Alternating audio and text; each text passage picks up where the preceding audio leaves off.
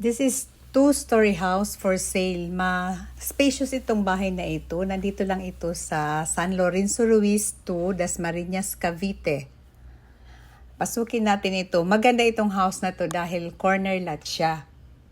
Tapos mahangin siya dahil corner lot, and then very spacious yung first floor at saka second floor. Ang pintuan niya ay hardwood. Mapapansin mo dyan, malawak yung sala. Then, meron pa siyang wood decorative sa sala na mahogany yata itong ginamit nila ni Sir Yan. Mahogany, partner yan sa salamin. Iwanan na yan siya dyan, isama na yan. Parang maganda na ang bahay mo. Hindi na yan siya tatanggalin. Kung ano nakita mo ngayon sa video, iwanan na siya. Makasama na yan sa price. This is just 3.5 M with semi-furnished. Meron siyang aircon, may television sa taas, spacious yung kitchen niya. Tapos ang ganda pa ng cabinet. Yung lagayan ng plato, stainless yan eh. Ayan ang spacious siya. Ayan. Tapos ang back pa niyan, yung sabi may mga cabinet sa likod pa niyan, meron pang another space because this is 112.5 square meter ang lot area niya. Ayan, yan, stainless yan.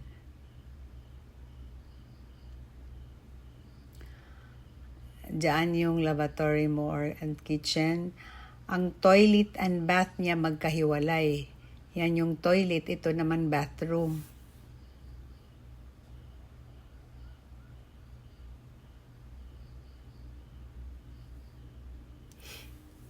Ayan, malawak siya. Makikita, mayroon pa siyang bar, coffee bar. Then, let's go to second floor. Ang second floor niya, sliding door na rin yung living area niya. Mayroon din siyang balcony. Ayan malawak siya.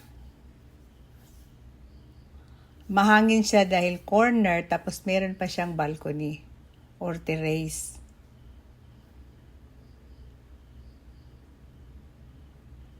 Tapos fully grilled pa siya. May grill siya, Kaya safe ka dyan. Yung lagayan ng mga,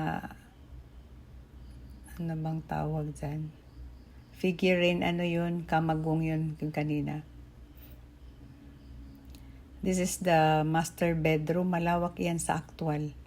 Yung split type aircon, yung TV, kasama na yan sa, ibebenta. Hindi na siyang tanggalin.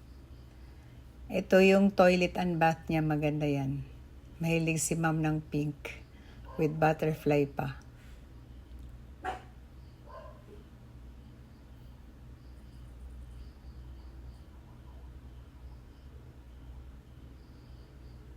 Ayan, malawak yan. Parang dalawang room na equivalent itong room na to sa sobrang laki.